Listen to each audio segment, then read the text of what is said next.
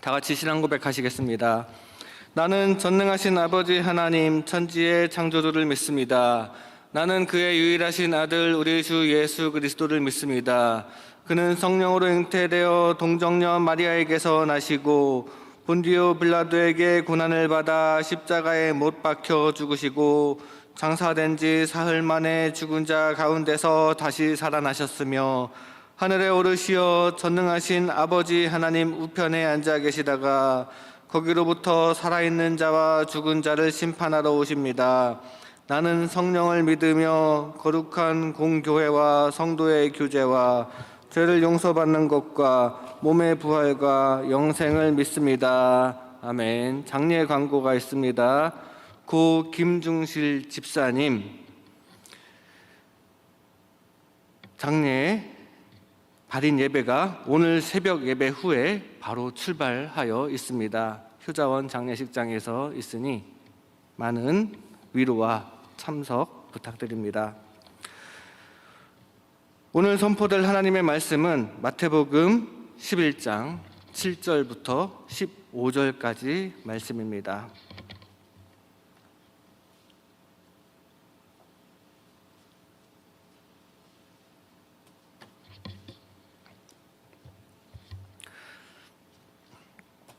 마태복음 11장 7절부터 15절까지 말씀을 제가 봉독해 올리겠습니다. 그들이 떠남에 예수께서 무리에게 요한에 대하여 말씀하시되 너희가 무엇을 보려고 광야에 나갔더냐? 바람에 흔들리는 갈대냐? 그러면 너희가 무엇을 보려고 나갔더냐? 부드러운 옷 입은 사람이냐? 부드러운 옷을 입은 사람들은 왕궁에 있느니라.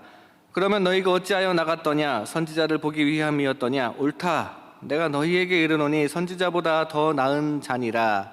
기록된 바 보라 내가 내 사자를 내 옆에 보내노니 그가 내 길을 내 옆에 준비하리라 하신 것이 이 사람에 대한 말씀이니라. 내가 진실로 너희에게 말하노니 여자가 낳은 자 중에 세례 요한보다 큰 이가 일어남이 없도다. 그러나 천국에서는 극히 작은 자라도 그보다 크니라. 세례 요한의 때부터 지금까지 천국은 침노를 당하나니 침노하는 자는 빼앗느니라.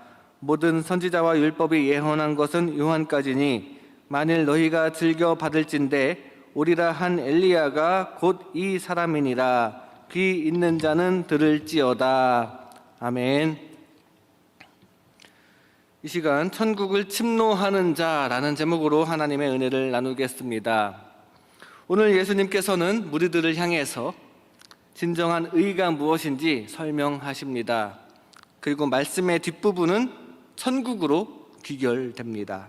즉 여기서 예수님께서 말씀하시고자 하는 말씀의 결국은 진정한 의로 천국을 침노하여 구원을 얻는 것에 대한 말씀입니다. 이 시간 이런 말씀을 살펴볼 때 예수님께서 열어주신 구원의 진정한 길을 따르는 우리 모두가 되시기를 바랍니다. 예수님께서는 먼저 요한의 의를 말씀하십니다. 9절 말씀입니다. 그러면 너희가 어찌하여 나갔더냐? 선지자를 보기 위함이었더냐? 옳다. 내가 너희에게 이르노니 선지자보다 더 나은 자니라. 세례 요한에 대해서 말씀하시는 중인데 세례 요한은 완벽한 사람입니다. 하지만 의의 길을 예비했을 뿐이지 완벽한 의인이 되는 것은 천국을 향한 의의 길이 아닙니다. 세례 요한은 옥에 갇히기 전에 줄곧 광야에서 말씀을 선포하였고 당시 세례 요한의 설교는 유대인들에게 아주 큰 좋은 반응을 불러일으켰습니다. 예루살렘과 온 유대와 요단 인근에 많은 사람들이 그의 말씀을 들으려고 광야로 나갔습니다. 그리고 예수님께서는 사람들이 왜 이런 열정을 갖는지에 대해 질문을 던지십니다.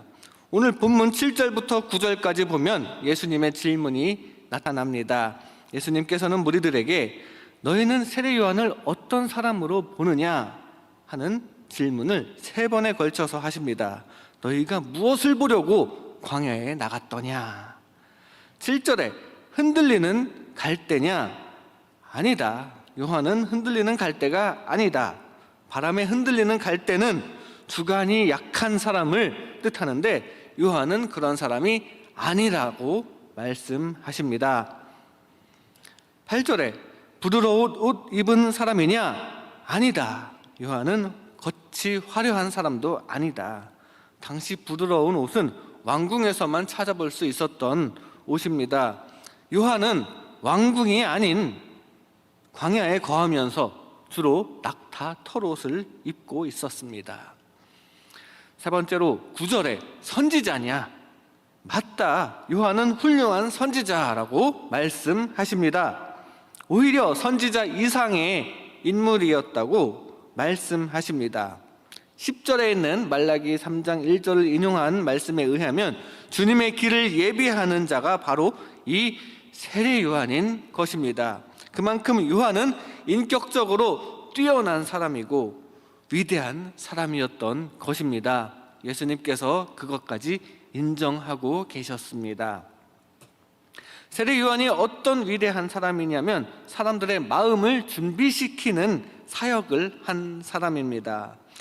예수님께서는 14절에 또 뒤에 이렇게 말씀하십니다. 만일 너희가 즐겨 받을진대 오리라 한 엘리야가 곧 이 사람이니라. 선지자의 대표격인 엘리야는 많은 백성들의 마음을 하나님께로 돌렸었습니다. 많은 사람들이 당시 바알과 아세라라는 우상을 섬겼는데 그 우상들을 섬긴 동기는 재물에 대한 욕심과 또 성적인 타락입니다. 영적으로 매우 타락한 모습입니다. 이 영적인 타락의 정면으로 맞선 엘리야는 갈멜산의 이스라엘 백성들 앞에서 누가 참 신이신지를 제대로 보여줬습니다. 많은 백성들의 마음을 그때 하나님께로 돌린 것입니다. 마찬가지로 세례 요한도 엘리야처럼 사람들의 마음을 하나님께로 돌리는 준비 사역을 하였습니다. 마태복음 3장 2절에 세례 요한은 유대 광야에서 이렇게 외칩니다. 회개하라, 천국이 가까이 왔느니라. 백성들에게 회개를 촉구하고 회개한 자들에게 물로 세례를 주면서 예수 그리스도와 하나님의 나라를 소개합니다. 그리고 곧 예수님을 직접 만나고 세례를 합니다. 가장 가까이에서 메시아를 예언하고 전했던 선지자이고 또 마지막 선지자입니다. 모든 선지자와 율법의 예언은 요한까지라고 하는데 바로 그 요한이 메시아를 가장 가까이에서 예언하였습니다. 그래서 여자가 낳은 자 중에 가장 큰 자, 사람 중에 가장 위대한 자를 세례 요한이라고 예수님께서 평가하셨습니다. 예수님께서 인정하셨습니다. 의롭다고 인정하셨습니다. 그러나 세례 요한도 메시아로 예언된 천국에 들어와 있는 상태는 아닙니다. 천국에서는 지극히 작은 자라도 세례 요한보다 더 크다는 말씀은 예수님을 통한 구원의 차원은 인간 세례 요한의 의로움과 위대함의 차원을 뛰어넘는 것이라는 말씀입니다.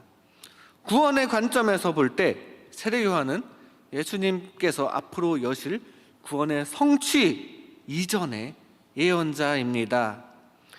이것은 세례 요한이 구원받지 못할 사람이라거나 하나님 나라에서 받는 상이 없다는 의미가 아닙니다. 구원 역사에 있어서의 한계, 즉 율법의 한계와 인간의 의로움의 한계를 뜻합니다. 역설적으로 말하면 예수님께서 십자가에서 베푸시는 놀라운 구원 사역이야말로 무한하신 하나님의 탁월하신 구원 사역이다라는 말씀입니다. 세례 요한은 주님의 길을 예비하였다는 점에서 위대하고 큰 자임이 분명하지만 그래서 예수님께서 아주 큰 칭찬을 하시고 있는 것이 사실이지만 실제로 예수님의 십자가와 부활 그리고 오순절 사건을 경험하는 차원에 이르지는 못합니다. 하나님께서는 율법을 통해서 사람들과의 사랑관계를 이루어 나가려고 했지만 아쉽게도 실패했습니다. 사람은 의를 이룰 수가 없기 때문입니다. 아무리 의를 이루어 봐야 십자가 대속 이전의 세례 요한입니다. 그래서 우리에게 독생자 예수님을 보내주셔서 그의 피를 통해서 우리를 진정하게 의롭게 만들어 주십니다. 그리고 지금은 우리는 예수님의 피를 통해 구원이 이루어집니다.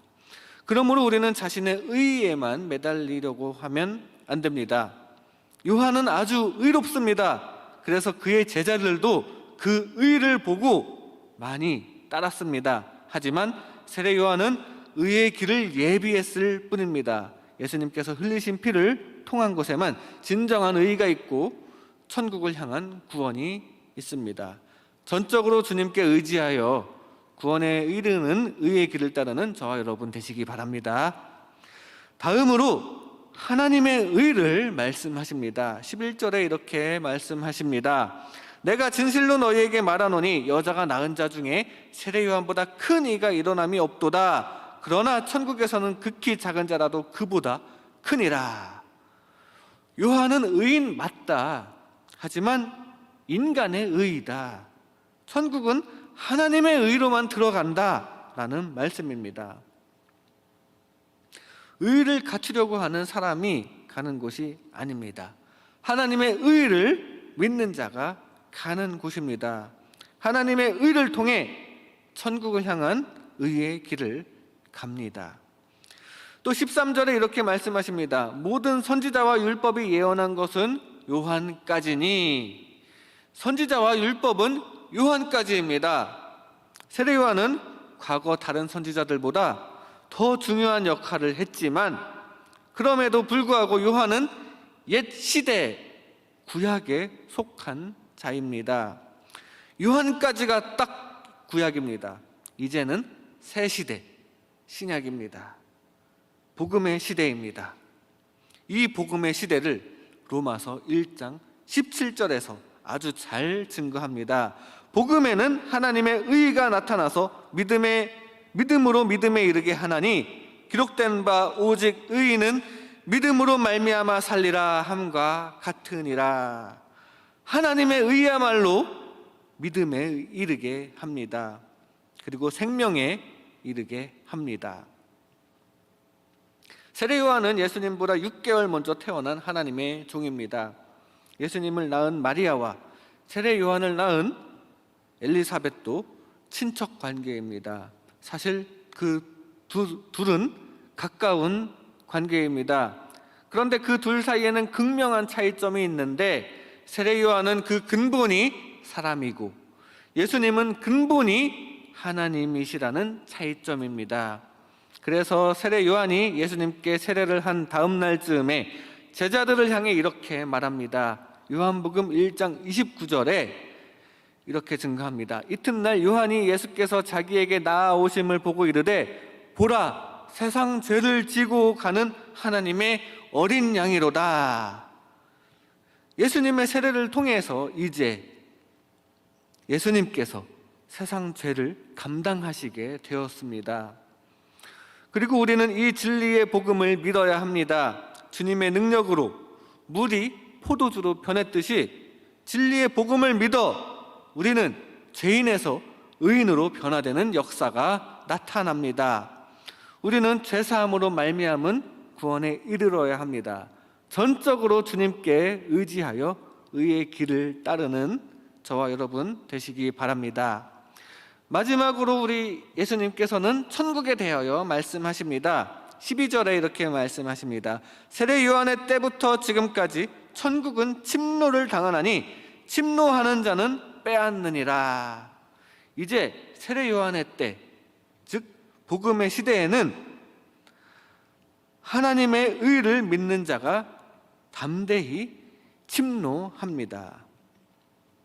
침노한다는 단어가 참 격한 뉘앙스가 있어서 그런지 이 말씀에 대한 해석은 여러 가지가 있습니다. 긍정적인 의미로 해석하면 이런 해석이 가능합니다.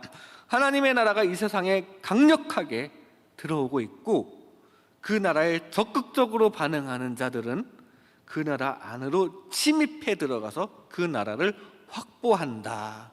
천국의 좋은 것들을 확보한다, 적극적으로 확보한다라는 의미가 있습니다. 또 부정적인 단어로 해석하면 이렇게 해석이 됩니다.